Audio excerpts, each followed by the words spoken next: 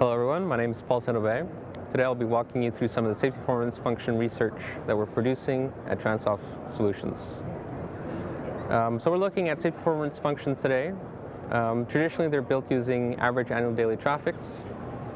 And this is of course to account for the exposure that we see in the data, and obviously we expect to see more crashes given more road users, although in a nonlinear fashion.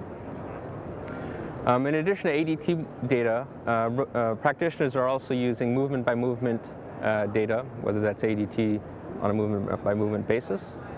And that's definitely an improvement over a very aggregated approach of looking at all the volumes at the whole intersection. At Transoft, for this research, we want to push that idea a little bit further and explore whether we can predict crashes, not just using micro-level exposure on a movement-by-movement basis, but even on a conflict-by-conflict basis. And so, for this study, we collected 3,500 hours at 32 signalized intersections in the city of Bellevue.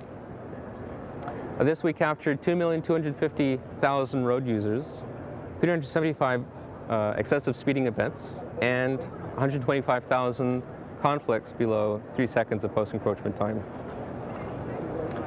And for this, we developed 3 different models across 4 different scenario types.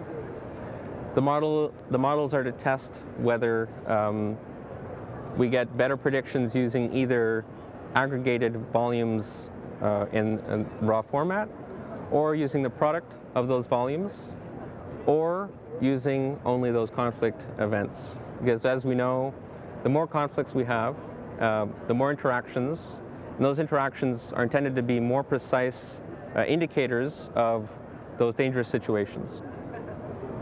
And we also compared 4 different scenarios, because that was the breakdown of our crash data at these locations. For the 4 different scenarios, we consider left turn versus through opposing movements, the classic safety issue. We compare the right angle crashes between through movements on 90-degree approaches. We compare merging crashes in multiple forms, so road users approaching and merging into the same lane, essentially, from different movements. And finally, we're considering any crashes involving pedestrians. So at these 32 sites, we have the crash data from Bellevue, but we also have, from our 3,500 hours of video collected at those sites, we have 125,000 events, and those are broken down into those 4 situations. And so we compare the traffic volume versus the conflicts for each of those scenarios, and we test our models on each of those different scenarios. And so we're looking to see if we get better prediction results, at least using the product of the 2 volumes as opposed to the 2 volumes directly. But we also want to see if we get better predictions using the number of conflicts. And so for the 4 different models, we found that we got our best model using post-encroachment time for the left turn opposed. And we also got our best our best predictions for any pedestrian-related crashes using PET. However, for the right angle crashes and for the merging crashes, we found that PET was not as good as just simply using the product of the 2 volumes.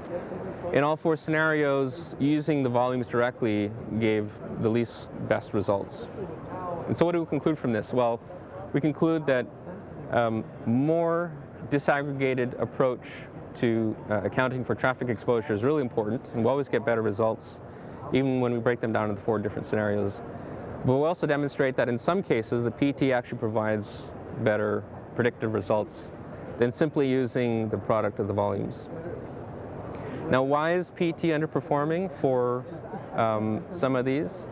Well, for example, the merging crashes, I know that PET is relatively limited in some of its capabilities, and it's notoriously challenging to use for example, car following, because it doesn't account for variation in speed of the road users.